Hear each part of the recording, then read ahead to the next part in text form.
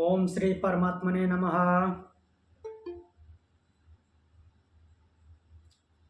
अथ तैत्तिरीयोपनिषद शांति पाठ।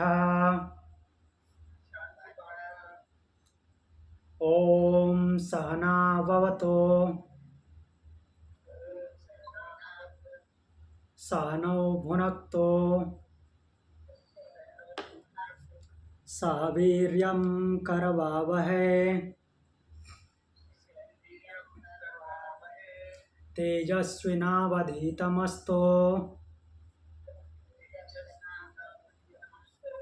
मा विद्विषावहै। ओम शांति शांति शांति।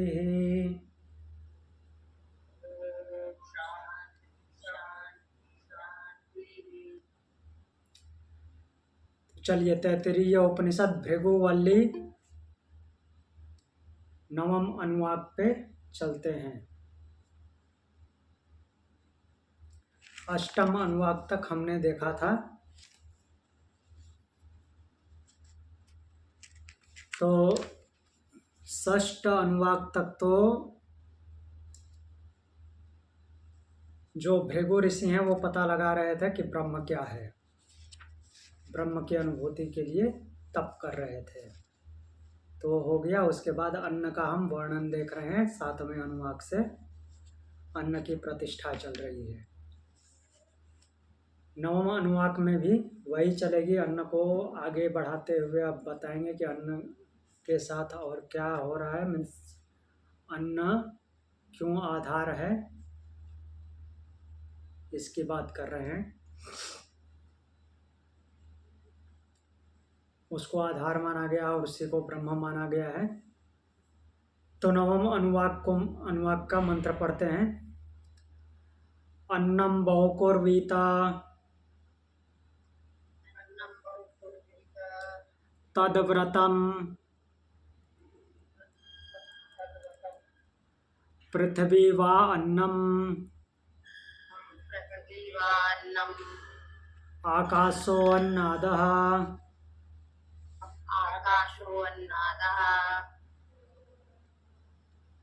पृथिव्यामाकाशः प्रतिष्ठितः आकाशो पृथ्वी प्रतिष्ठिता तदेतदन्नं मन्ये प्रतिष्ठितम्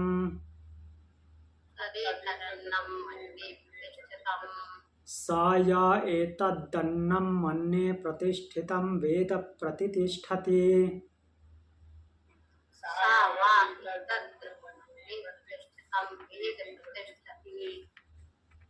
अन्नवानन्नादो भवति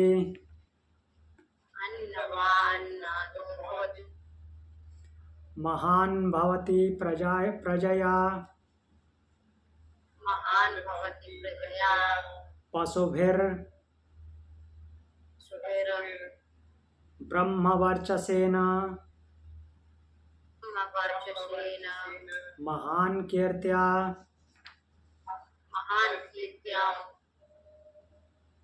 तो चलिए देखते हैं। अष्टम अनुवाक में बोले थे कि अन्नम न परिचच्छित, अन्न की अवहेलना न करें। अब इसमें बोल रहे हैं, ऋषि बोल रहे हैं अन्नम बहुकुर्वीत, अन्न को बहुत करें। बहुत करें मतलब कि अन्न को बढ़ाएं, जितना बढ़ा सकते हैं उतना बढ़ाएं। जितना बढ़ा सकते हैं इसका मतलब नहीं कि गलत तरीके से बढ़ाएं, सही तरीके से जितना बढ़ा सकते हैं उतना बढ़ाएं। अर्थात उसको बढ़ाने के लिए कर्म करें, पुरुषार्थ करें। क्यों बढ़ाने के लिए बोल रहे हैं उसका कारण है। चुपचाप बैठे नहीं रहना है, कर्म करें, अन्न को बढ़ाएं। तो उसका रीजन बता रहे हैं। अन्नम बहुकुर्वीत तत् व्रतम, वह व्रत है। ये अभी बार बार बोलते रहे कि वह व्रत है। तो अन्न को बढ़ाना भी एक व्रत है। अब पृथ्वी और आकाश का सहारा लिए हैं इसमें। हर हर जगह पे कुछ ना कुछ ले रहे हैं उस अन्न को समझाने के लिए। पिछले वाले में ज्योति और जल को लिए थे, तेज और जल को। इसमें आकाश और पृथ्वी को ले रहे हैं। आकाशः अन्नाद में पहले बोले हैं पृथ्वी, पृथ्वी वै अन्नम आकाशः अन्नाद। पृथ्वी अन्न है और आकाश अन्नाद मीन्स उस अन्न को भोगने वाला या उसका आधार है, उसकी प्रतिष्ठा है। ऐसा क्यों बोल रहे हैं? सीधी सी बात है, दिखता है। पृथ्वी अन्न और आकाश अन्नाद, अन्न का भक्षण करने वाला। तो पृथ्वी कहाँ पे है? आकाश में है। आकाश सर्वव्यापी है, उसमें पृथ्वी घूम रही है, अपने सौर मंडल के साथ में है। तो इसलिए ऐसा बोले हैं कि पृथ्वी अन्न है और आकाश अन्नाद है। अब फिर उसका उल्टा भी बोल रहे हैं। पृथिव्याम आकाशः प्रतिष्ठितः। पृथ्वी जो है आकाश में प्रतिष्ठित है। ये तो उसी को जैसे बोल रहे हैं कि पृथ्वी अन्नम आकाश अन्नाद, तो इसका सीधा सीधा रूप है पृथिव्याम आकाशः प्रतिष्ठिता, अर्थात पृथ्वी आकाश में प्रतिष्ठित है। अब बोल रहे हैं फिर कि आकाशे पृथ्वी प्रतिष्ठिता। नहीं, पहले वाले का जो बोले हैं पृथिव्याम आकाशः प्रतिष्ठिता मीन्स पृथ्वी में आकाश प्रतिष्ठित है। ठीक है, पृथ्वी में आकाश प्रतिष्ठित है। चूंकि आकाश सर्वव्यापी है, आकाश सर्वव्यापी है, हर जगह होता है, हर एक पिंड के अंदर भी है, बाहर भी है। तो इसलिए वो पृथ्वी में भी है और पृथ्वी के बाहर भी है। तो इसलिए वो बोल रहे हैं कि पृथ्वी में आकाश प्रतिष्ठित है, अर्थात पृथ्वी में भी आकाश है और पृथ्वी फिर आकाश में भी है। आकाशे पृथ्वी प्रतिष्ठिता, आकाश में पृथ्वी प्रतिष्ठित है, क्योंकि आकाश में ही पृथ्वी घूमती है।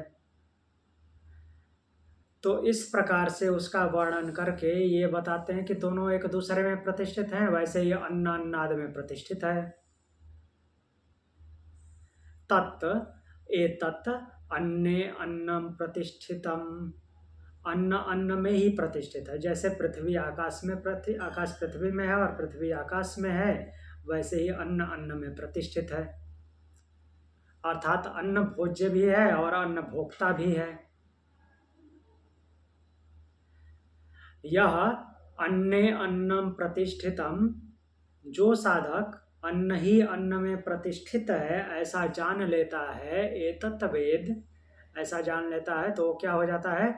सह प्रतिष्ठति, वह अच्छी तरह से पूर्ण रूप से प्रतिष्ठित हो जाता है। वो उसकी स्थिति बन जाती है, वो फिर विचलित नहीं होता। और ये बात फिर हर श्लोक में, हर मंत्र में बोलते आए हैं, अन्नवान अन्नादः। और जो ऐसा जान लेता है तो वो क्या हो जाता है? अन्नवान, अन्नवान हो जाता है, अन्न वाला अर्थात संपत्ति वाला हो जाता है। अन्नादः, और उसका भोगने वाला हो जाता है। अन्नवान अन्नादः भवति। फिर बोल रहे हैं प्रजया, प्रजा वाला हो जाता है। पशुभे, पशुधन वाला हो जाता है। ब्रह्म वर्चसेन महान भवती, और ब्रह्म तेज से युक्त होकर के महान हो जाता है, कीर्तिवान हो जाता है, महान हो जाता है, ऐसा बोले हैं। तो मेन बात इसमें क्या है? बाकी सब तो लगभग रिपीटेशन में है और कुछ शब्दों को बदल करके उसी अन्न की प्रतिष्ठा कर रहे हैं, तो वो नॉर्मली समझ में आ रहे हैं। मेन बात वो क्या कहना चाह रहे हैं पहली लाइन में जो बोल रहे हैं, अन्न क्या है, अन्न की विशेषता बताते हुए कि अन्न को क्या करना है। पहले बोल रहे हैं कि अन्न की अवहेलना न करे, बोले थे। उससे पहले बोले थे कि अन्न की निंदा न करें, अन्न की निंदा न करें, अन्न की अवहेलना न करें। इसमें बोले हैं कि अन्न को बढ़ाएं, अर्थात अन्न को अर्जित करें, जितना हो सके अर्जित करें। अर्जित करना मतलब क्या? अपने पास रखें, जितना वो कर सकते हैं, मीन्स संपत्ति गेन कर सकते हैं, प्राप्त कर सकते हैं, उतना प्राप्त करें। तो इसका मतलब ये नहीं करना है कि संपत्ति इकट्ठा करके और वो हिरण्याक्ष की तरह रखे रहना है, कहीं यूज नहीं करना है। नहीं, यूज करने के लिए इकट्ठा करें, बढ़ाएं, ऐसा बोल रहे हैं। उसको अगले मंत्र में देखते हैं, बोलेंगे क्यों इकट्ठा करने को, क्यों बढ़ाने को बोल रहे हैं। इसमें से कुछ पूछना है? नहीं पूछना है तो आगे बढ़ते हैं फिर।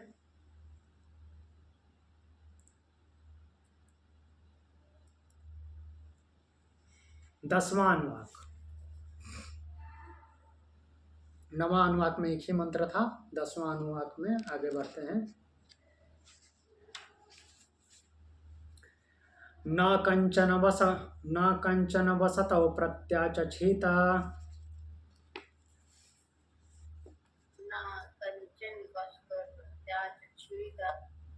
तद्व्रतम्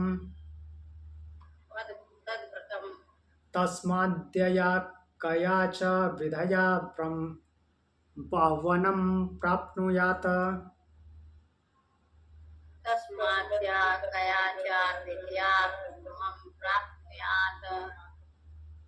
आराध्यस्मा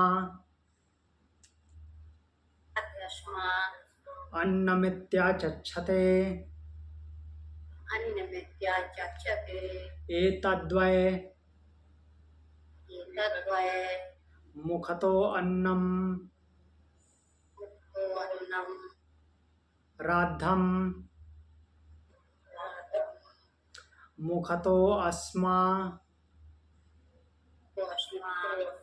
अन्नं राध्यते।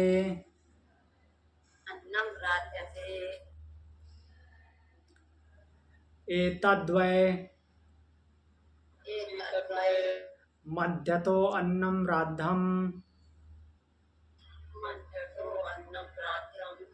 मध्यतो अस्मा अन्नं राध्यते।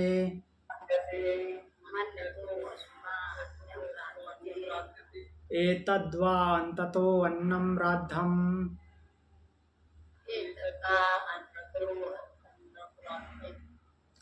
अन्ततो अस्मा अन्नं राध्यते।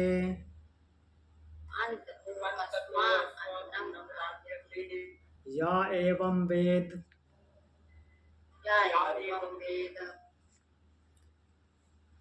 तो चलिए, इसमें मंत्र की धारा थोड़ी बदली है, देखते हैं क्या बोल रहे हैं। पीछे वाले मंत्र में बोले हैं कि अन्न की वृद्धि करें, अन्न को बढ़ाएं, बहुकोर्वित, बहुत करें, जितना है उतने पे ही मत रखें, अन्न को बहुत करें। क्यों करें उसका रीजन बता रहे हैं। न कंचन वसतौ प्रत्याचक्षित, किसी को भी, जो कोई भी, वसतौ ठहरने के लिए आया हो, आपके यहाँ जो कोई भी ठहरने के लिए आया हो, अर्थात अतिथि आया, तो न प्रत्याचक्षित, उसको प्रतिकूल उत्तर न दें, उसका निरादर न करें। निरादर कब नहीं करेंगे? जब आपके पास संपन्नता होगी, जब आपके पास सब कुछ होगा, जब उसका मीन्स उसका भरण पोषण करने के लिए, यहाँ तक कि उसको खाना खिलाने के लिए आपके पास कुछ एक्स्ट्रा नहीं होगा, तो आपके अंदर ऐसे ही इरिटेशन पैदा होगा, कहाँ से आ गया। जब इतना सब कुछ होगा कि 2-4 लोग खाते पीते रहें, कोई फर्क नहीं पड़ता, तो उसके आने जाने से क्या फर्क पड़ता है? आपके मुंह से वैसे स्वाभाविक ही कोई कटु वचन नहीं निकलेगा। तो इसलिए बोल रहे हैं कि अन्न को बहुत करें। अन्नम बहुकोर्वित, तो कोई भी आपके यहाँ वसतौ मीन्स बसने के लिए आए हो, बसने का मतलब कि परमानेंट बसने के लिए नहीं, ठहरने के लिए, अर्थात अतिथि के रूप में आया है, तो न प्रत्याचक्षित, उसको प्रतिकूल उत्तर न दे। तत्व्रतम, वह व्रत है, वह भी एक व्रत है। अतिथि को प्रतिकूल उत्तर न देना हमने इसी तैत्तरीय उपनिषद के शिक्षावली में पढ़ा था। आचार्य उपदेश दे रहे थे, दीक्षांत समारोह का उपदेश, अतिथि देवो भव। तो अतिथि देवो भव तो उसको प्रतिकूल उत्तर कैसे दे सकते हैं?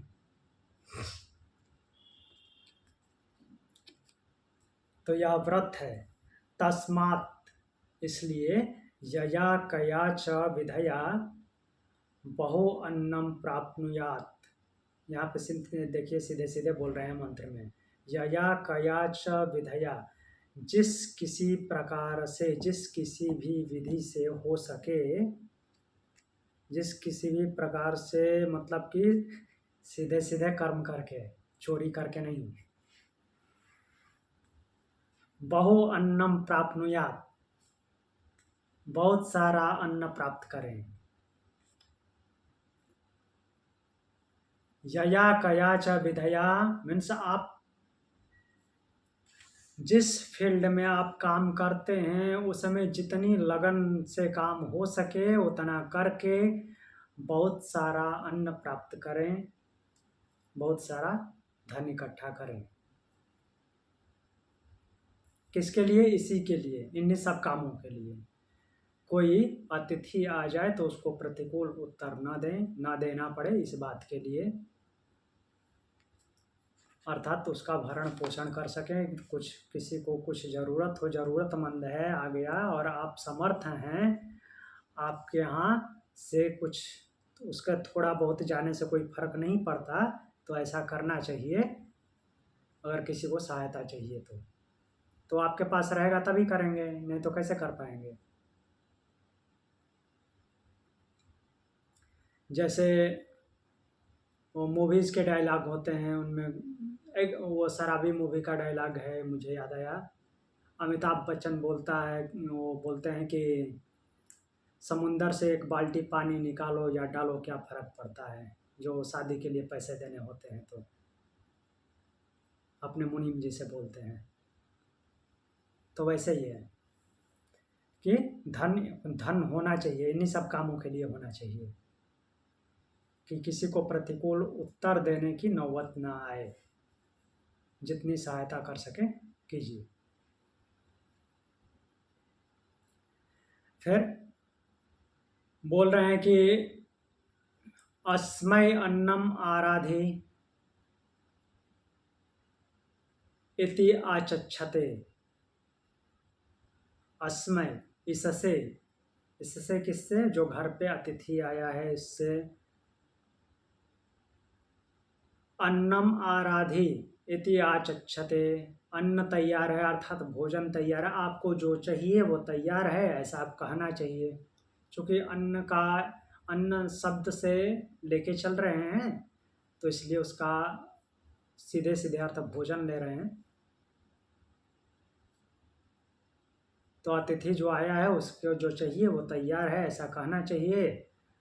और मुखतः एतत् राद्धम अन्नम वै अस्मै मुखतः अन्नम राध्यते। मुखतः मतलब कि मुख्य रूप से, एतत् राद्धम अन्नम, यह तैयार किया गया अन्न अर्थात भोजन, वै अस्मै मुखतः अन्नम राध्यते। तो मुख्य रूप से अर्थात कि श्रद्धा भाव से, मुख्य रूप से कहने का तात्पर्य ये है कि उच्च निष्ठा से तैयार किया गया भोजन या जो भी आप दे रहे हैं वो उच्च श्रद्धा से, उच्च निष्ठा से दे रहे हैं, उसी को मुखता बोला गया है। तो उस श्रद्धा से आप अगर देते हैं तो आपको उसी श्रद्धा से प्राप्त भी होता है। जब आप कमाते हैं मीन्स अर्जन करते हैं तो आपको उसी श्रद्धा से प्राप्त भी होगा जिस श्रद्धा से आप देते हैं। तो उसकी 3 कैटेगरी बताएंगे। पहली कैटेगरी थी वह, तो फिर बोल रहे हैं कि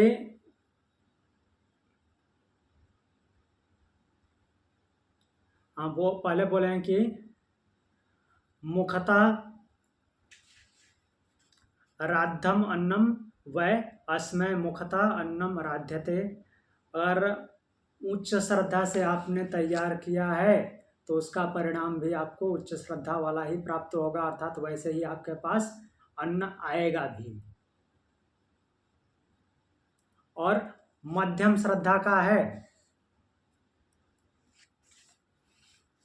मध्यम एतत् राद्धम अन्नम वै अस्मै मध्यम अन्नम राध्यते। और मध्यम श्रद्धा से आपने तैयार किया है भोजन, अर्थात मध्यम श्रद्धा से आपने दान दिया, तो आपके पास वो अन्न अर्थात धन भी उसी श्रद्धा से वैसे मध्यम कैटेगरी का आएगा, ना बहुत ज़्यादा ना बहुत कम। और निम्न श्रद्धा से मतलब कि इच्छा न होते हुए अनिच्छा से आपने दिया, तो आपके पास धन भी अर्थात अन्न भी उसी श्रद्धा से आएगा, वैसे ही आएगा।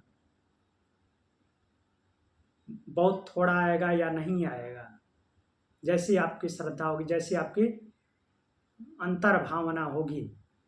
नॉर्मली अगर अन्न लिखा है, भोजन के बारे में लिखा है, तो भोजन भी वैसा ही होता है। आप भले ही कितना अच्छा खाना पकाने जानते हो, लेकिन अगर खुश होकर के अच्छे मन से खाना बनाया है तो काफ़ी अच्छा स्वादिष्ट लगता है खाने में भी।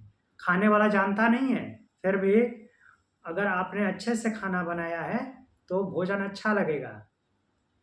अगर आपने ऐसे काम चलाऊं बना दिया, अनिच्छा से खाने बनाने का मन नहीं कर रहा है और आप बहुत अच्छा खाना बनाने जानते हो, लेकिन आपने खाने में एकदम से ध्यान दिया ही नहीं, ऐसे ही जले भुने की तरह बना दिया, वो भले ही आपसे जलेगा नहीं लेकिन फिर भी वो अच्छा नहीं लगेगा, क्योंकि उसमें वो एनर्जी, वो ऊर्जा नहीं जाती।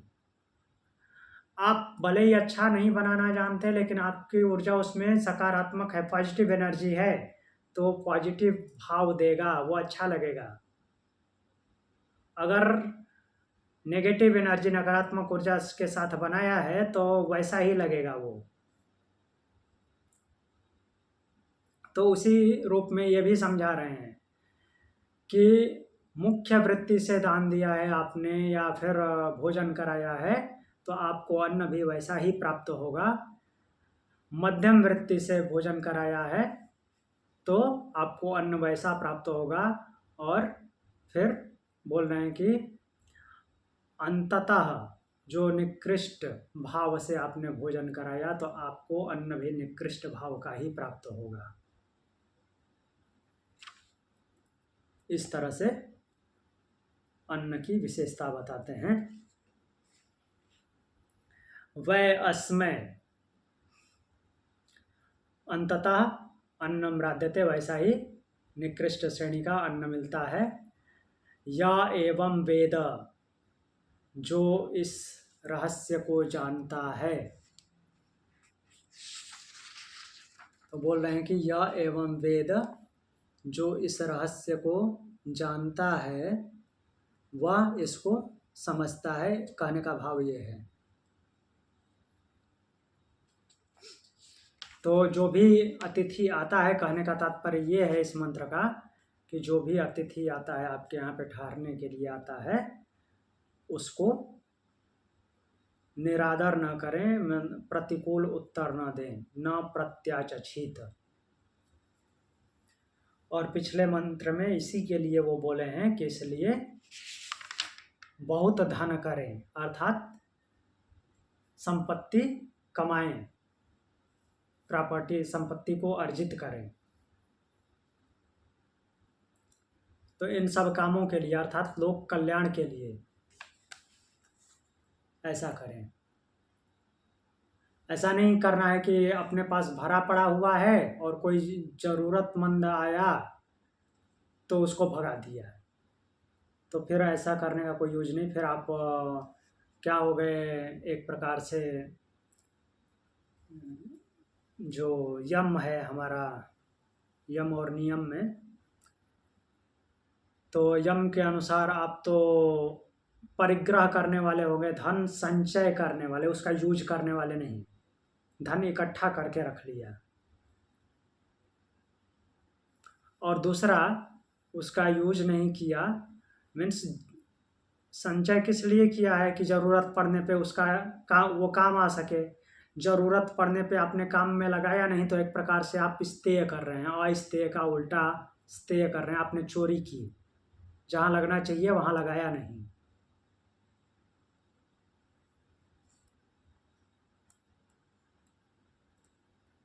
कुछ पूछना है इसमें से?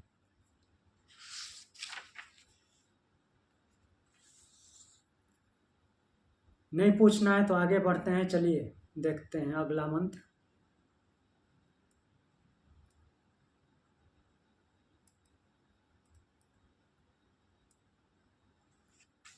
अगला मंत्र पढ़ते हैं।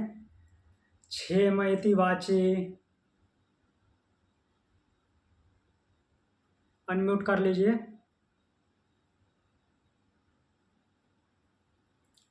क्षेम इति वाचि योगक्षेम इति प्राणापानयोः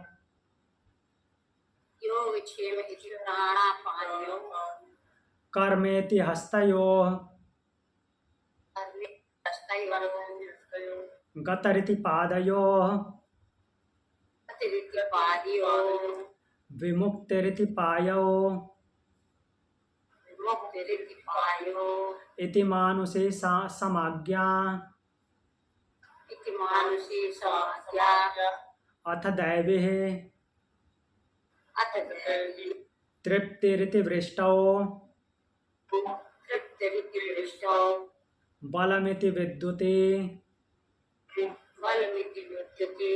यश इति पशुषु ज्योतिरिति नक्षत्रेषु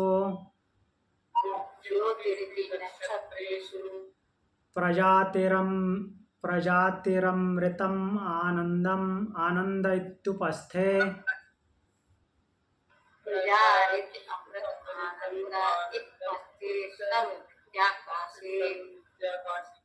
ओके ठीक है, चलिए।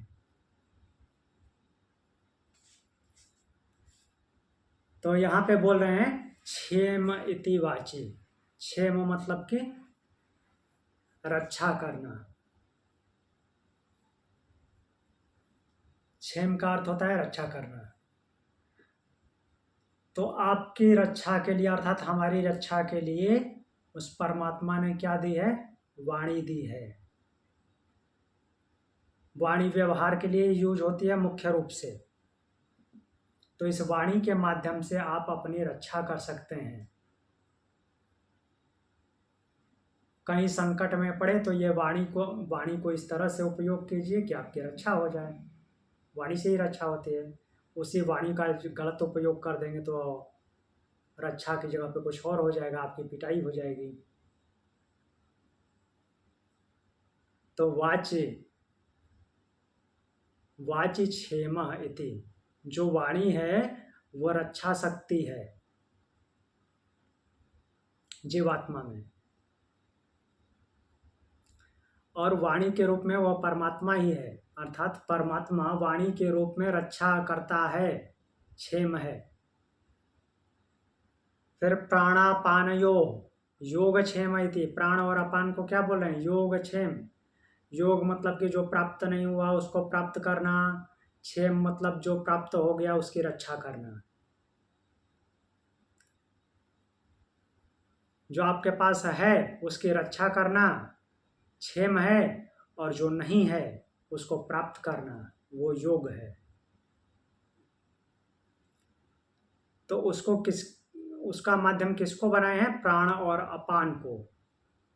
प्राण क्या करता है? योग कराता है, अर्थात आपकी जीवन यात्रा वो चलाता रहता है, जिससे कि आप जो कुछ भी करते रहते हैं अपने कर्मों के द्वारा प्राप्त करते रहते हैं। सब कुछ कर्म करते हैं तो कर्म फल प्राप्त होता है।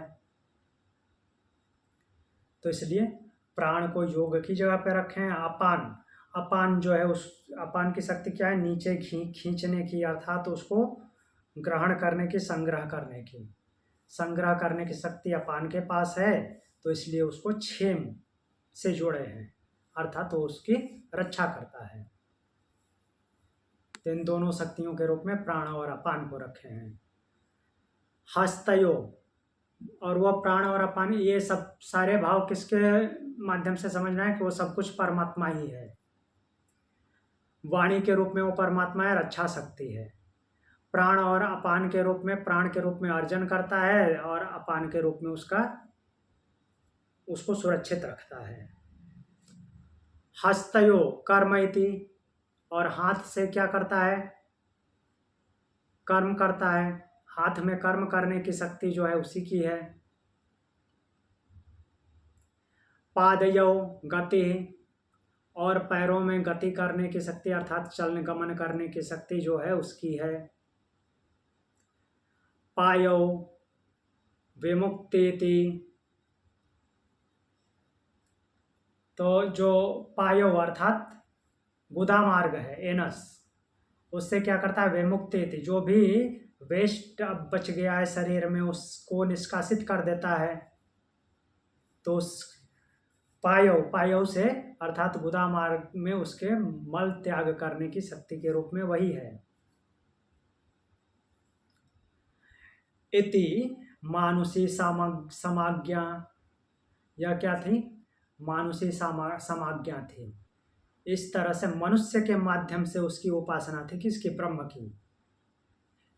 इन हर जगहों पे जो जो हमने पढ़ा, वाणी में रक्षा की शक्ति, प्राण और अपान में अर्जित करने और रक्षा की शक्ति, हस्त में कार्य करने की शक्ति, पाद में गमन करने की शक्ति, पाद में मतलब पैर में गमन करने की शक्ति, पायों में मतलब गुदा में निष्कासन की शक्ति, वो सब किसकी शक्ति है, ब्रह्म की शक्ति है। इस तरह से मानुषी भाव से, मीन्स मनुष्य की तरफ से, मनुष्य को लक्ष्य करके उसकी उपासना की गई। अब दैवी मीन्स दिव्यता की तरफ से, दैवी तरफ से, अर्थात प्रकृति की तरफ से अब उसकी उपासना करके देखते हैं, अर्थात उसको माध्यम बनाते हैं क्या क्या है। तो दैवी उपासना में क्या करेंगे, तृप्तिरिति वृष्टौ, जो वृष्टि है, वृष्टि अर्थात बारिश, बारिश में जो तृप्ति की शक्ति है वो उस ब्रह्म की शक्ति है। तृप्ति की शक्ति अर्थात बारिश से पृथ्वी जो है उपजाऊ हो जाती है, सूखा सूखा रहता है, बारिश होती है तो उपजाऊ हो जाती है। अभी सिंचाई के बहुत सारे साधन आ गए हैं, नहीं तो बारिश पे ही सब कुछ होता था, बारिश नहीं हुई तो सूखा पड़ जाता था। आज भी होता है, कितना भी सिंचाई का साधन हो ले आज भी हो जाता, सूखा हो जाता है। तो वृष्टि में तृप्ति की शक्ति है, और वो किसकी है, ब्रह्म की शक्ति है। तो उसी से अन्न उत्पादित होता है, वृष्टि से। बलमिति विद्युति, और विद्युत जो है बिजली, उसमें वो बल है, पावर है। अब बिजली तो इलेक्ट्रिसिटी होती है, विद्युत है उसका नाम, लेकिन उसमें जो है शक्ति है, वो ऊर्जा है जिसको हम शक्ति बोलते हैं। जैसे बिजली चली जाती है तो हम क्या बोलते हैं, पावर चला गया, क्योंकि उसके पास वो शक्ति है जो सब कुछ कर सकती है, तो इसलिए हम उसको पावर बोलते हैं। तो विद्युत में शक्ति के रूप में वो है। यश इति पशुषु, तो यहाँ पे पशु को धन के रूप में लिया गया है, संपत्ति। जैसे ऋषियों के आश्रम में जितनी गायें हैं वो उतना ही समृद्धिशाली, अर्थात उतना ही पावरफुल ऋषि है, मतलब उसको उतना ही शास्त्रार्थ और मीन्स यज्ञ कराने वाला समर्थ विद्वान समझा जाता था। वैसे ही गृहस्थों के यहाँ पे जो गृहस्थ होते हैं, तो अभी मशीनरीज का ज़माना आ गया, नहीं तो अभी थोड़े दिन ही पहले जिसके यहाँ जितने बैलों की जोड़ी होगी वो उतना ज़्यादा समृद्धिशाली होता था। कि मीन्स ऐसा माना जाता था जितने ज़्यादा बैल हैं वो उतना समृद्धिशाली है, क्योंकि उसके पास उतनी ज़मीन है उन बैलों से जोतने के लिए, इतने जोड़ी बैलों का हल चलता है। ज्योतिरिति नक्षत्रेषु, और नक्षत्रों में क्या है, वो ज्योति के रूप में है। प्रजातिरमृतमानंदम, मृतमानंद इत्युपस्थे, और उपस्थ, उपस्थ अर्थात जो जननेन्द्रिय है उसमें वो क्या है, प्रजाओं को उत्पन्न करने की शक्ति, अमृतत्व की शक्ति और आनंद के रूप में वही है। ठीक, 3 चीजें बोला है उपस्थ में, प्रजाति, अमृत, आनंद। तो ये 3 चीजें क्यों है, क्योंकि प्रजा की उत्पत्ति वहीं से होती है। कोई भी प्राणी के, नॉर्मली जंतुओं में तो दिखता है, वनस्पतियों में भी ऐसा ही है। हाँ, हमारा फोकस इतना नहीं है कि हम उसको ग्रहण कर पाएँ, बट जो बायोलॉजी पढ़ते हैं तो उनको अच्छी तरह से ये पता है, जो पुष्प परागण होता है वगैरह, तो वो वैसे ही होता है उनका भी जन्म।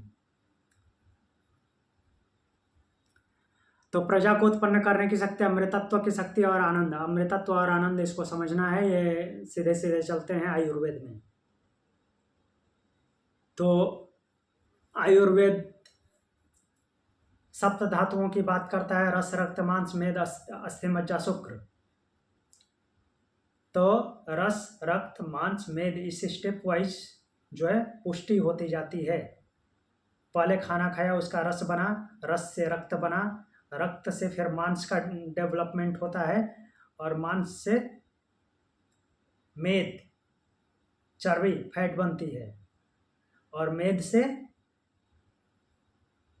अस्थि, हड्डी, हड्डी पुष्ट होती है, फिर मज्जा, और मज्जा के बाद फिर शुक्र बनता है, रज और वीर्य। तो अब रज और वीर्य के बाद जो उसकी जो स्ट्रेंथ है उसी को अमृतत्व बोलते हैं, अर्थात वो ऊर्ध्वगमन करता है, अर्थात वो ऊर्जा ऊपर की तरफ उठती है, आप उसको एकदम सही दिशा में नियंत्रित करके लगाते हैं तो वही ऊर्जा आपके अच्छे अच्छे कार्यों में लगाती है आपको। तो इसीलिए उसको अमृतत्व और आनंद बोला है। अमृतत्व और आनंद अर्थात कि उस अमृत और आनंद का मार्ग दिखलाने वाली वो शक्ति है। अमृत और आनंद कौन है? ब्रह्म। तो उसका मार्ग दिखलाने वाली शक्ति, इसलिए वो उपस्थ की शक्ति के रूप में बोला है। प्रजाति अमृतम आनंद सर्वमित्याकाशे, और ये सब के सब कहाँ हैं? आकाश से। तो ये आकाश में ही सबका आधार है, अर्थात ये जो सर्वव्यापी आकाश है, इस आकाश में ही इन सब का आधार है। क्या हमने पढ़ा था अभी? फिर से एक बार देख लेते हैं। 6 मैति वाची,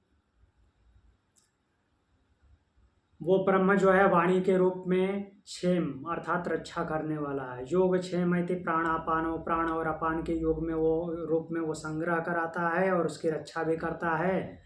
कर्मेति हस्तयो, हाथ के माध्यम से वो कर्म करता है। कर्म करने की शक्ति, काम करने की शक्ति जो है हाथ में उसी की है। गतिरिति पादयो, पैर में गमन करने की शक्ति उसी की है। विद्युतिरिति पायो, और विमुक्तिरिति पायो, विमुक्तिरिति पायो मतलब कि गुदा मार्ग से निष्कासन की शक्ति उसी में है। इति मानुषी समाज्ञा, इस तरह से उसकी मनुष्य के माध्यम से उसकी उपासना है।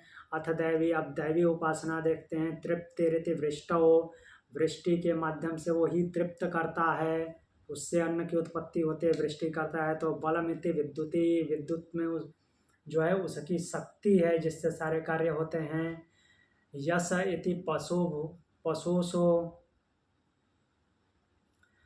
और पशुधन के रूप में वो यश प्रदान करता है, यशस्वी बनाता है। ज्योतिरिति नक्षत्रेषु, नक्षत्रों में वो ज्योति है। और प्रजाति अमृतम आनंद, इत्युपस्थे, और उपस्थ में वो प्रजाओं को उत्पन्न करने की शक्ति, अमृतत्व और आनंद की तरफ ले जाने की शक्ति उसी की है। सर्वमित्याकाशे, और ये सब के सब आकाश में प्रतिष्ठित हैं। ठीक, आकाश ही सबका आधार है, कहने का तात्पर्य ये है। आकाश से बाहर कुछ होता नहीं है, लेकिन वो शक्ति किसकी है? ब्रह्म की। सर ये विभूतियों की तरह बता रहे हैं क्या? जी जी, गीता में भगवान विभूतियों की तरह बताते हैं। हाँ, जो भगवान विभूति योग बोलते हैं वैसे ये भगवान की विभूतियां हैं। सर ये समाज्ञा जो शब्द है, मानुषी समाज्ञा, हाँ, ये समाज्ञा क्या है एग्जैक्टली? हाँ, समाज्ञा क्या है? सम आज्ञा अर्थात समभाव से उसकी आज्ञा है, अर्थात कि समभाव से उसकी आज्ञा अर्थात बिना विचलित हुए उसने ऐसी शक्ति दी है कि इसका इसी रूप में उपयोग करना है, कुछ और नहीं करना है, तो इसलिए उसकी उपासना बोला गया है। ठीक है,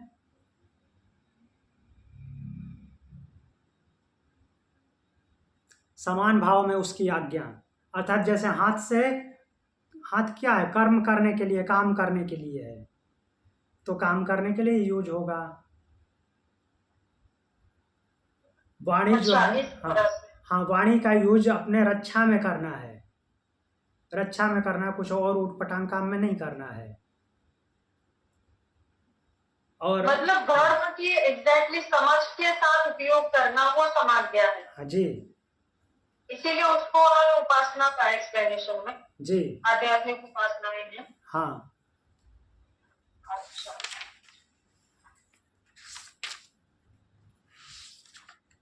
और कुछ पूछना है? नहीं सर।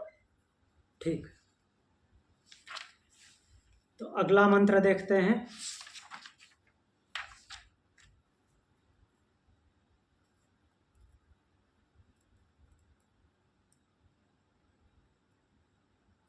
अगला मंत्र है, ये है, तत्प्रतिष्ठेत्युपासित। पढ़िए।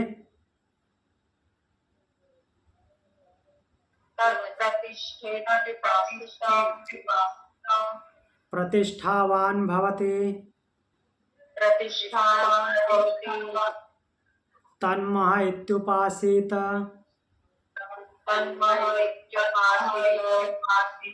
महान् भवति तन्मन इत्युपासित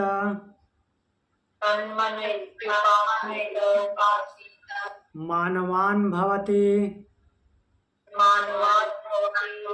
तन्मम इत्युपासित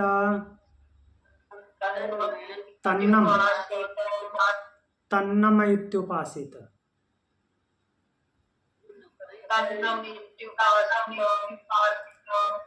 नम्यन्ते अस्मै कामाः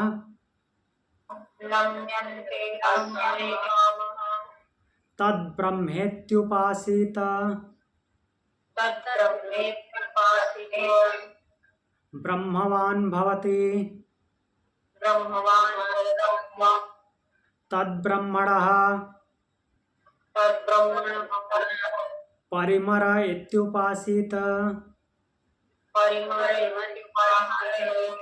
पर्येणं म्रियन्ते द्विषन्तः सपत्नाः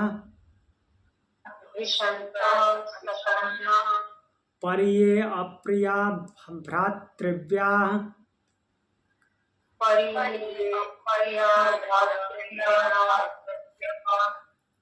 तो देखिए इस मंत्र में क्या बोल रहे हैं, तत्प्रतिष्ठेत्युपासित।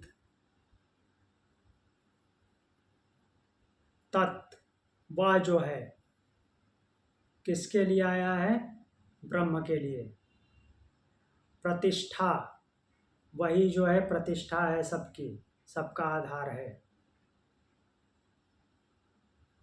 तत्प्रतिष्ठे उपासित, तो इसलिए उसकी उपासना करें, वह सबकी प्रतिष्ठा है, ये समझ करके उसकी उपासना करें।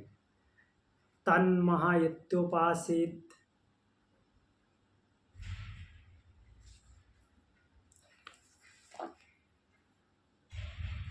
तत्प्रतिष्ठे इत्युपासित प्रतिष्ठावान भवति। हाँ, तो जो उसकी इस प्रकार से उपासना करेगा, इस प्रकार से उपासना करें और फिर बोलेंगे प्रतिष्ठावान भवति।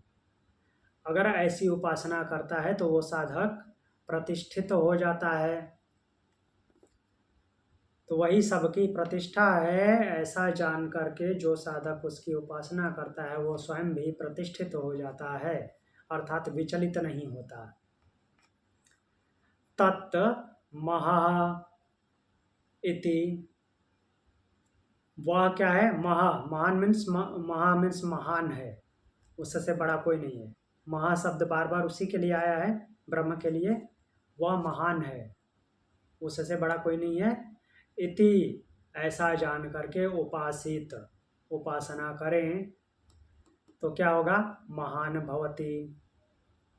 उसको महान समझ करके, अंतर्भाव से महान समझ करके उपासना करेंगे, उसके भाव से भावित होकर के, तो साधक भी महान होता है, उसकी महत्ता बढ़ती है।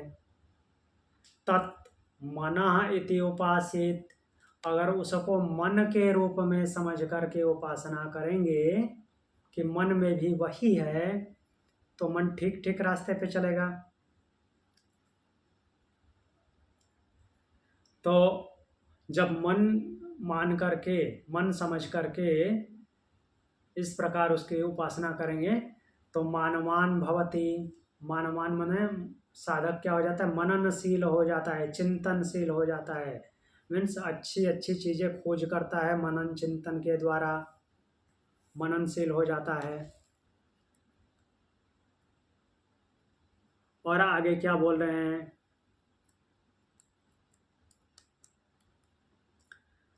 बोल रहे हैं कि, एक मिनट,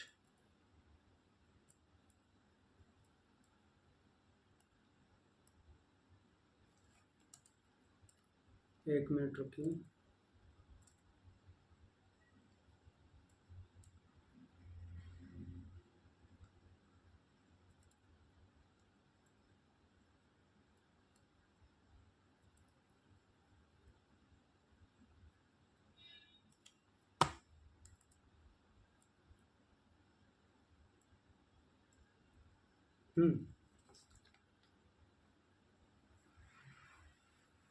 तो मननशील हो जाता है प्राणी जब मन समझ करके उसकी उपासना करता है। तो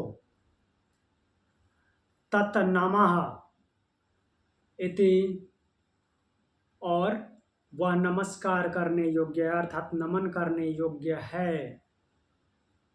अर्थात उसके सामने नमन करना मतलब उसको समर्पित होना, उसके प्रति समर्पित होकर के उपासना करता है। तो फिर क्या होता है? अस्मै कामा नम्यते, तो वैसे ही उसके कार्य, समर्पित होकर उपासना करने का तात्पर्य क्या है? जिस भी कार्य को करते हैं आप उसको समर्पण भाव से करिए, अर्थात उसमें 100% वर्तमान हो जाइए, कहीं और भटकना नहीं है। तो वो आपके लिए नम्य हो जाएगा, आपको प्राप्त हो जाएगा, अर्थात वो ज़्यादा मुश्किल नहीं लगेगा, आसानी से मिल जाएगा, उसका परिणाम आसानी से आ जाएगा अगर उसमें पूर्ण श्रद्धा रखेंगे, अर्थात नमन भाव से उसमें समर्पित होकर के कार्य करेंगे। तो कामना जो है, कार्य जो है, वो भोग पदार्थ आपके लिए नम्य हो जाता है, सरल हो जाता है, आसान हो जाता है उसको प्राप्त करना। तत् ब्रह्म, वही ब्रह्म है, ऐसा समझ करके उपासना करें। और ऐसा समझ करके मतलब इन भावों से उसको समझते हुए उपासना करेंगे तो फिर ऐसा समझ करके उपासना करने वाला ब्रह्मवान, अर्थात ब्रह्मवान हुआ मीन्स ब्राह्मी स्थिति वाला हुआ, जो साधक है उस ब्रह्म से ही युक्त हो जाता है। तत् ब्रह्मण परिमरः, और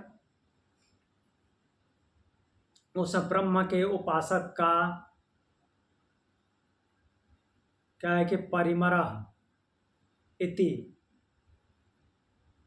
तो वो ब्रह्म की जो इस प्रकार से उपासना करता है, तो उस ब्रह्म की जो सबको मारने वाली शक्ति है,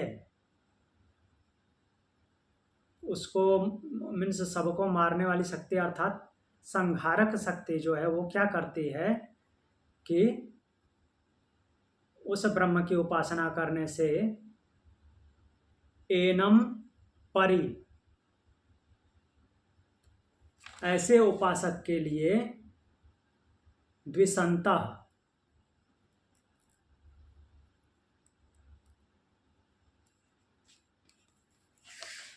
तो ऐसे उपासक के लिए रुकिए,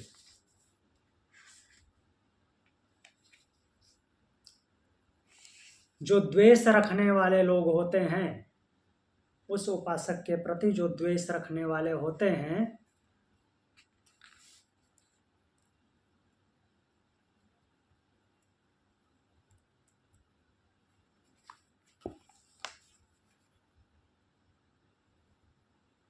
तद ब्रह्मणा परिमरा इत्युपासित पर्येणम म्रियन्ते द्विसंतः।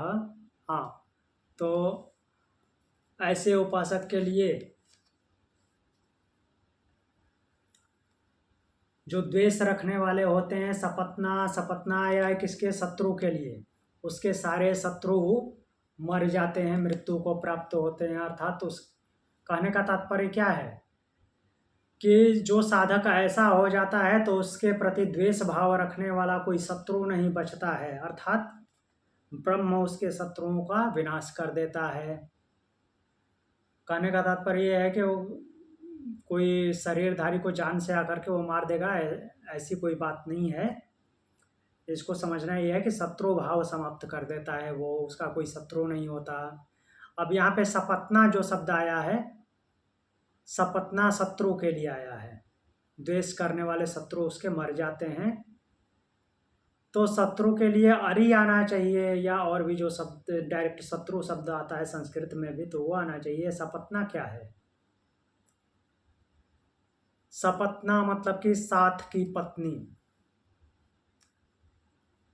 साथ की पत्नी बोले तो ठेठ भाषा में सौत, जिसका प्रावधान अभी समाप्त हो चुका है। तो पहले जब होते थे, मीन्स 2-3 शादियां होती थी, तो वैसे हमारे महाकाव्यों में ऐसा दिखाया नहीं गया है। हमारे महाकाव्यों में जो दोनों महाकाव्य हैं उनमें तो मिलजुल के रहते हुए दिखाया गया है, लेकिन नॉर्मल लाइफ में हमने देखा है पहले जिनकी 2 पत्नियां 3 पत्नियां होती थी, उनकी आपस में सबसे भयंकर शत्रुता होती थी। तो इसीलिए शत्रु शब्द के लिए सपत्ना शब्द आता है। ठीक है, फिर और आगे बोल रहे हैं,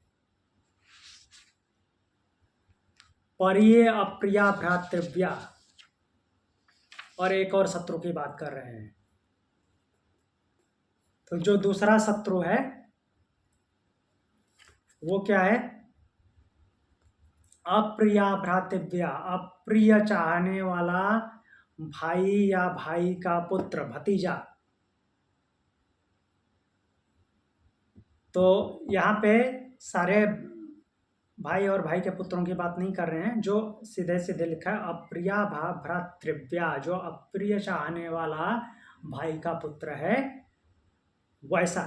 तो ये मीन्स ये दोनों सपत्ना और भ्रातृव्या शब्द देने का यहाँ पे विशेष अर्थ इस अभिप्राय ये है कि ये सबसे खतरनाक शत्रु होते हैं।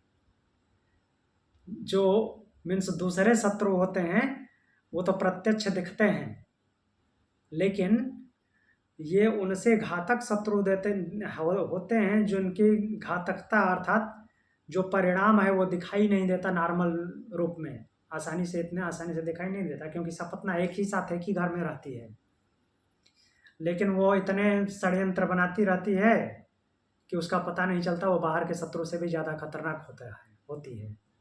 और भ्रातृव्या जो भाई का पुत्र होता है, अप्रिय, अप्रिया भ्रातृव्य मीन्स जो अप्रिय चाहने वाला भाई का पुत्र है। तो ऐसा क्यों बोला है अप्रिय चाहने वाला भाई का पुत्र? तो जब लड़ाई होती है, झगड़ा होता है दोनों में, जैसे दो भाई में लड़ाई हुई, तो जो अप्रिय चाहने वाला भ्रातृव्य है अर्थात अप्रिय चाहने वाला भतीजा है, वो भाई से ज़्यादा अटैक करता है, तो इसलिए उसको शत्रु के रूप में दिखाया गया है।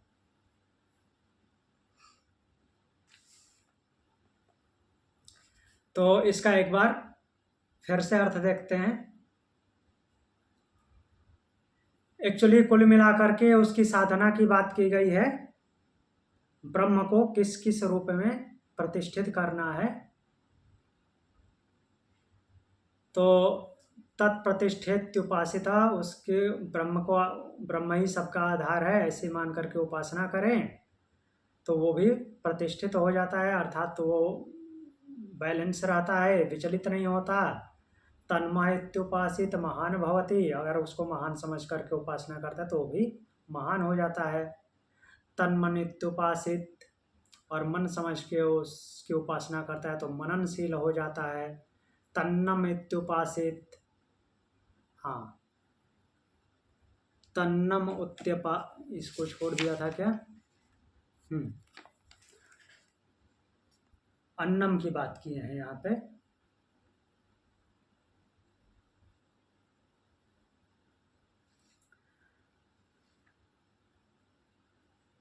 तन्नम इत्युपासित तत्मना इति उपासित मानवान भवति तत् नमहान। ठीक है, वो संधि विच्छेद हुआ, नमः सही है। तो नमन भाव से उपासना करता है अर्थात समर्पित होकर करता है तो सारी कामनाएं उसको समर्पित हो जाती हैं। और ऐसे ब्रह्म की उपासना जो करता है वो ब्रह्मवान अर्थात ब्रह्म को जानने वाला जो होता है, तो वो क्या करता है कि उसके सारे शत्रुओं का विध्वंस कर देता है अर्थात नाश कर देता है। सारे कहने का तात्पर्य है कि शत्रु भावना समाप्त हो जाती है उसके प्रति। और दो प्रकार के शत्रुओं को ज़्यादा विशेष महत्व दे करके गिनाए हैं कि इस प्रकार के शत्रु भी उसके नष्ट हो जाते हैं अर्थात समाप्त हो जाते हैं। सपत्ना और भ्रातृव्या नाम से विशेष ध्यान आकर्षित किए हैं शत्रु के प्रति। कुछ पूछना है?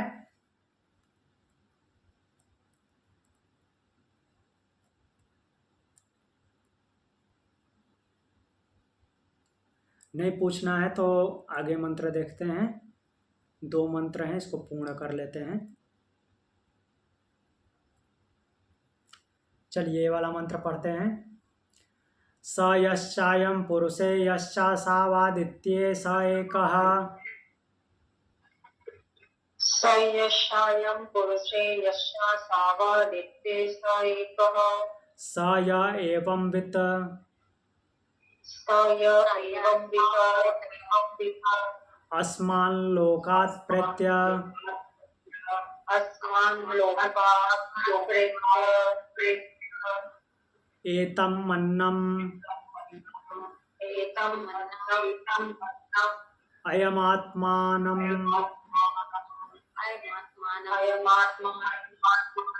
उपसंक्रम्य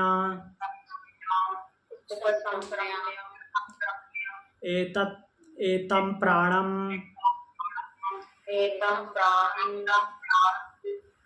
अयमात्मानम् उपसंक्रम्य एतं मनोमयम् आत्मानम् उपसंक्रम्य एतं विज्ञानमयम्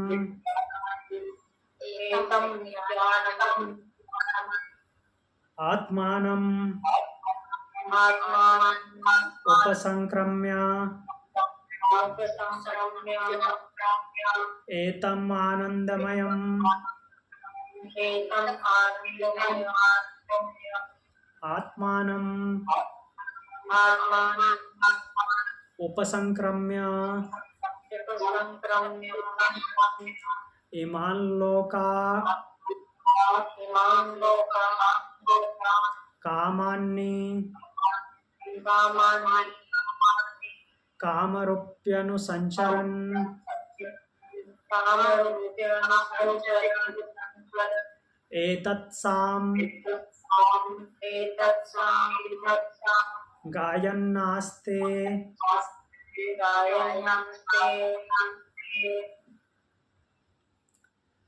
तो यह मंत्र पहले भी आया है, जो पिछली वाली वल्ली पूर्ण हुई थी, तो उसमें भी ब्रह्म प्राप्ति पे ऐसा मंत्र आया था। जो ब्रह्मानंद वल्ली पूर्ण हुई थी, उससे पहले 9वें अनुवाक से पहले जो 8वां अनुवाक है, उसमें आया था। तो वही मंत्र यहाँ पे भी आ रहा है, स यश्चायं पुरुषे यश्चा सावादित्ये स एकः। म्यूट कर लीजिए। तो बोल रहे हैं कि स यश्चायं पुरुषे, वह जो यह पुरुषे अर्थात जीवात्मा में है। किसकी बात हो रही है? ब्रह्म की। जो वह ब्रह्म इस जीवात्मा में है, यश्चा सावादित्य स एकः, वही उस आदित्य में भी है, स एकः, वह एक ही है। तो आदित्य कहने का मतलब क्या है? कि जो पिंड में है वही ब्रह्मांड में है। ठीक, जो इस जीवात्मा में है वही पूरे प्रकृति में है। तो आदित्य नाम से बोला है। जैसे आदित्य सब जगह प्रकाश फैलाता है, तो इसलिए उसको पूरे प्रकृति के प्रतिनिधित्व के रूप में ले लिया है। अर्थात दोनों जगह पे वो एक ही है। फिर बोल रहे हैं कि स या एवं वित्त, जो इस प्रकार से उसको जानता है, जो इस प्रकार से उसको जानता है, वो अब क्या करता है? स अस्मात् लोकात्, अस्मात् लोकात् प्रेत्य, वो इस लोक को छोड़ करके, अर्थात इस लोक से जब गमन करता है तो क्या क्या करता है? एतम अन्नम आत्मानम उपसंक्रम्य। तो जब इस लोक को छोड़ करके जाता है, गमन करता है, तो एतम अन्नम आत्मानम, इस अन्न में आत्मानम शब्द आया है शरीर के लिए, कोष के लिए। ठीक, जीवात्मा का कोष। तो इस अन्नमय कोष को उपसंक्रम्य पार कर जाता है। और क्या पार करता है? एतम प्राणमयम आत्मानम उपसंक्रम्य, इस प्राणमय कोष को भी पार कर जाता है। एतत् मनोमयम आत्मानम उपसंक्रम्य, इस मनोमय कोष को अर्थात मनोमय शरीर को पार कर जाता है। एतम विज्ञानमयम आत्मानम उपसंक्रम्य, इस विज्ञानमय कोष को पार कर जाता है। एतम आनंदमयम आत्मानम उपसंक्रम्य, इस आनंदमय शरीर को पार कर जाता है, आनंदमय कोष को पार कर जाता है।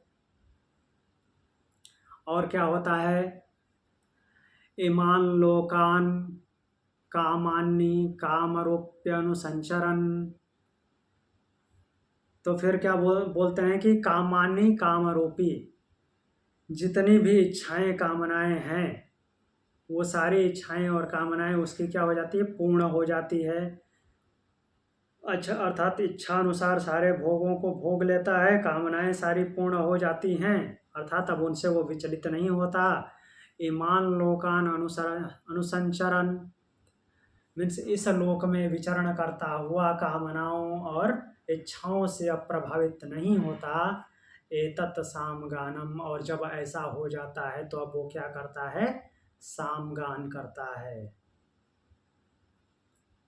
जैसे प्राप्ति होने के बाद लोग खुश होते हैं, तो वैसे ही ये जीवात्मा सामगान करता है। अब सामगान क्या करता है देखते हैं।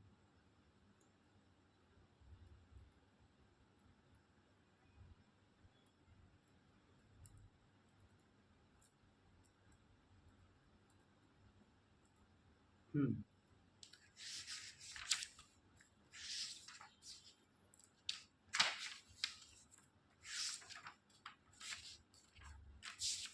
तो सामगान करता है, सामगान में ये सामगान करता है। हावा वो साथ में पढ़िए, चलिए।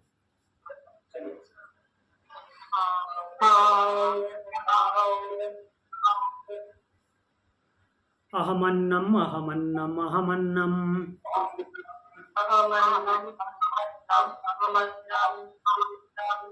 अहमन्नादो अहमन्नादो अहमन्नादः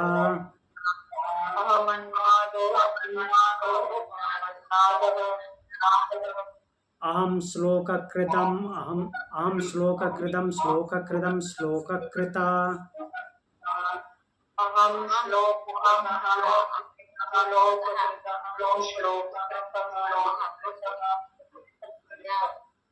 अहमस्मि प्रथमजा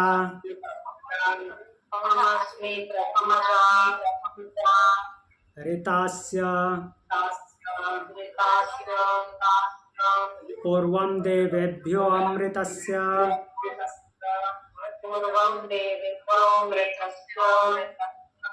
ना अभाई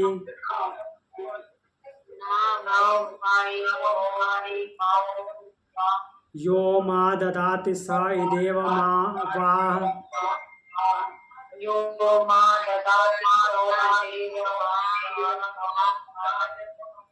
अहमन्नम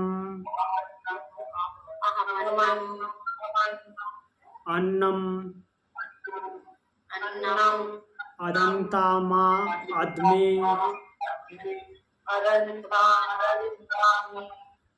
अहम विश्वम भुवनम अभ्यभवाम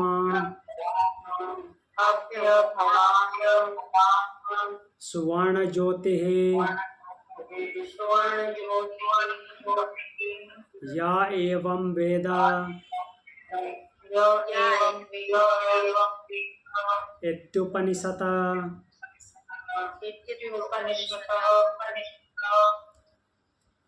ठीक है, चलिए देखते हैं क्या सामगान करते हैं। सामगान क्यों बोला गया है?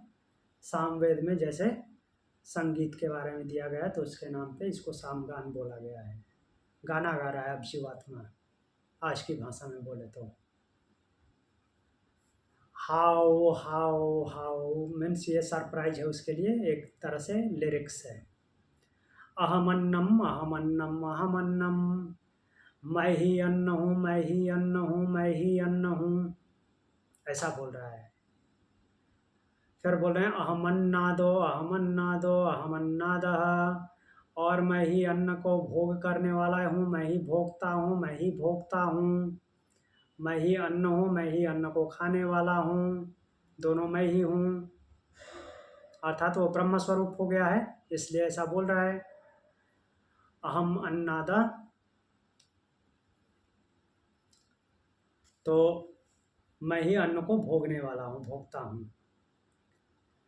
अहम श्लोक कृदः कृदहम श्लोक कृदहम श्लोक कृता,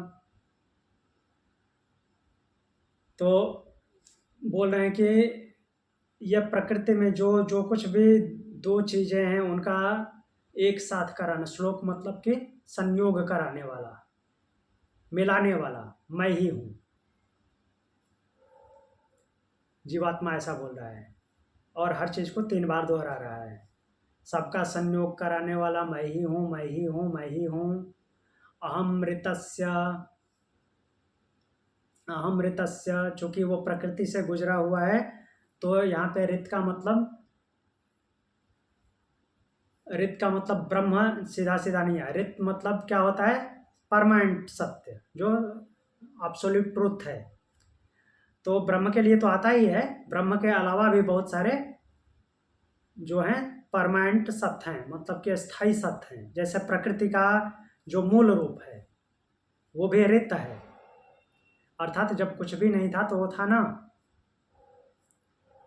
जैसे भगवान बोलते हैं कि प्रकृति और पुरुष दोनों अनादि है, मीन्स दोनों की किसी ने उत्पत्ति नहीं की है, तो वो भी रित है, प्रकृति भी रित है। तो बोले हैं कि रितस्य।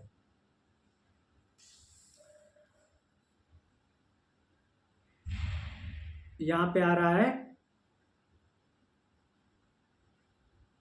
अहम अन्न श्लोका, हाँ, अहम अस्मि प्रथमजा ऋतास्य। तो यहाँ पे बोल रहा है कि ऋत अर्थात सत्य, जो परमानेंट सत्य है वो भी क्या है कि उस ऋत से, अर्थात जब सबसे पहले पहले जो कुछ भी दृश्य रूप में प्रकट हुआ, जो स्थायी था वो फिर दृश्य रूप में जो प्रकट हुआ, तो उसमें पहले जन्म होने वाला, पहले जन्म लेने वाला जो कि अव्यक्त था, अव्यक्त ही ऋत होता है। परमानेंट जो मैक्सिमम चीज़ें हैं वो अव्यक्त हैं। तो उस अव्यक्त से जब वो व्यक्त हुआ परमात्मा, मीन्स प्रकृति के साथ, प्रकृति को माध्यम बना के व्यक्त हुआ, तो उसमें जो सबसे पहले जिसका जन्म हुआ वो प्रथम जन्म मेरा ही था, ऐसा जीवात्मा बोल रहा है। अहम अस्मि प्रथमजा ऋतस्य पूर्वदेवेभ्यो अमृतस्य ना भाई। तो देवताओं से भी पहले, बोल रहा है कि देवताओं से भी पहले वो विद्यमान था। कौन? जीवात्मा जब अभी मुक्तावस्था में है। तो बोल रहा है कि वो देवता, जब देवता प्रकट हुए थे, हमने देवताओं के बारे में पढ़ा है, जो हमारे शरीर का संचालन करते हैं वो देवता हैं। तो वो जब प्रकट हुए थे, अर्थात उनकी जब ब्रह्म ने रचना की थी प्रकृति के माध्यम से, तो उनसे पहले भी वो था, ऐसा बोल रहा है। और वो अमृतस्य नाभि, अर्थात अमृत का केंद्र बिंदु, अमृतत्व का केंद्र बिंदु है, ऐसा बोला कि मैं अमृतत्व का, अमृत का नाभि हूँ, अर्थात उस ब्रह्म में ही मैं ही हूँ। वो ब्रह्म ही है, क्योंकि वास्तविक रूप में वो ब्रह्म ही है, तो इसलिए ऐसा बोल रहा है कि अमृतस्य ना भाई, अर्थात अमृत का केंद्र हूँ, नाभि हूँ। या माँ ददाती, या माँ ददाती, जो कोई भी मुझे ददाती देता है, स इत एव माँ आवा, वह इस कार्य से क्या करता है? मेरी रक्षा करता है। अहम अन्नम अन्नम अदंतम अदमि, और मैं क्या करता हूँ? अन्नम, अन्न रूप होकर के, अन्न खाने वाले को आदमी खा जाता हूँ। अर्थात पहले जो पढ़े हैं हम कि सारे प्राणी अन्न से संचालित होते हैं और प्रयाण के बाद अन्न में ही विलीन हो जाते हैं, उसी बात को इस तरह से बोल रहे हैं। मीन्स जीवात्मा इस तरह से सामगान में बोल रहा है कि जो कुछ भी अर्पण करते हैं, अर्थात अर्पण यहाँ पे समझ आया, जो कुछ भी मुझे जो देता है, अर्थात इन 19 मुख बोलते ही समझ जाना है, 19 मुख जो ये ग्रहण करने वाले हैं, हर जगह से जो मुझे भरण पोषण करता है, तो वह क्या करता है कि उससे मेरी वो रक्षा करते हैं, मुझे कार्य में लगाते हैं, अग्रसर करते हैं, और मैं उन अन्न को खाता हुआ, उनके खाते हुए फिर मैं उसको, उस शरीरधारी को खुद ही निकल जाता हूँ, खा जाता हूँ, ऐसे। अर्थात जिससे मेरे को संचालित करते हैं, मैं उसको ही बाद में, अंत में, अर्थात जब प्रत्यय होता है, जब यहाँ से जाते हैं तो मुझ में ही विलीन हो जाते हैं, ऐसा कहने का तात्पर्य है। अहम विश्वम भुवनम अभ्यभवाम, तो बोल रहे हैं कि, एक मिनट म्यूट कर लीजिए। हाँ, अहम विश्वम भुवनम अभ्यभवाम, तो मैं संपूर्ण विश्व का, संपूर्ण भुवन अर्थात सारे ब्रह्मांड का, अभ्यभवाम मीन्स सारे ब्रह्मांड को पार कर जाने वाला हूँ, भव को पार कर जाने वाला हूँ अर्थात ब्रह्मांड को पार कर जाने वाला हूँ। अब उसकी स्थिति ऐसी हो गई है कि वो संसार के किसी भी चीज में लिप्त नहीं होता, प्रकृति के किसी भी अवयव में वो लिप्त नहीं है। तो इसलिए वो बोल रहा है कि भुवम अभ्यभवाम, मैं पूरे भुवन को, भव सागर को पार कर जाता हूँ। अहम तो पार करता हूँ, और पार करते हुए फिर क्या होता है, सुवर्ण ज्योति, जो मेरी ज्योति है वो कैसी है, सूर्य के समान है। चूंकि ब्रह्म हो गया तो उसकी ज्योति सूर्य के समान है, सूर्य से बल्कि बड़े, ज्योति मतलब कि उसका कहने का मतलब है कि एक किरण उसकी जो है वो सूर्य के समान है। या एवं वेद, जो इस प्रकार से जानता है वह उस ब्रह्म को जान लेता है। इति, इति मतलब कि कहने का तात्पर्य ये है, और उपनिषद, यही उपनिषद की विद्या है, अर्थात तो उपनिषद यही कह रहा है। फिर से देखना है, सामगान करता है जीवात्मा, जब सब कुछ प्राप्त हो जाता है तो सामगान करता है और बोलता है कि मैं ही अन्न हूँ, मैं ही अन्न हूँ, मैं ही अन्न हूँ, और मैं ही अन्न को भोगने वाला हूँ, मैं ही अन्न को खाने वाला हूँ, और मैं ही सबका संयोजन करता हूँ, मैं ही सबका संयोजन करता हूँ, सब कुछ मिला के रखता हूँ। और जो रित है अर्थात जब अव्यक्त से व्यक्त हुआ था तो उसमें सबसे पहले जो पैदा हुआ था उसमें वो पैदा होने वाला मैं ही था, जन्म लेने वाला मैं ही था। इस प्रकार से बोल रहे हैं कि जब देवता लोग उत्पन्न हुए तो देवताओं से पहले मैं ही विद्यमान था, सबसे पहले उन देवताओं से पहले मैं विद्यमान था, और मैं अमृत का केंद्र हूँ, न मरने वालों का केंद्र हूँ।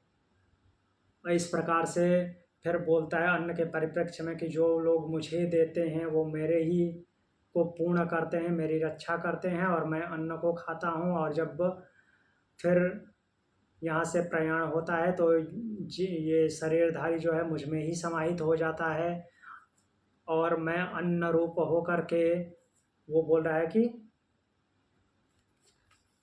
अन्न के खाने वाले को ही निगल जाता हूँ।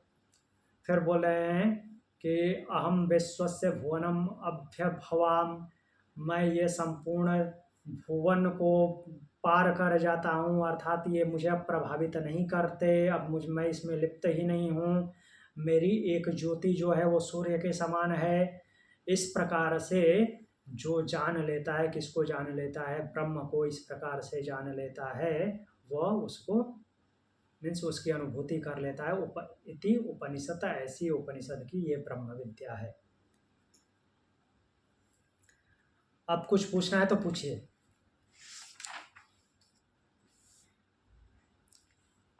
नहीं पूछना है तो चलिए शांति पाठ करते हैं। इति दशमानुवाक भृगुवल्ली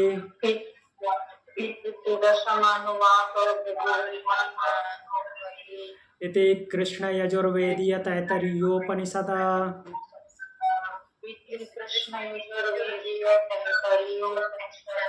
शांति पाठ।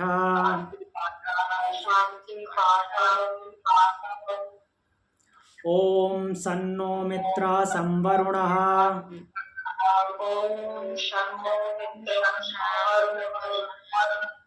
सन्नो भवत्वर्यमा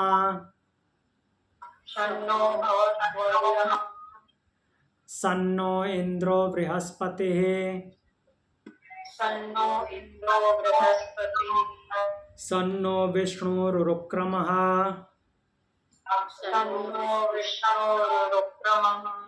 नमो ब्रह्मणे नमस्ते वायो त्वामेव प्रत्यक्षं ब्रह्मावदिशं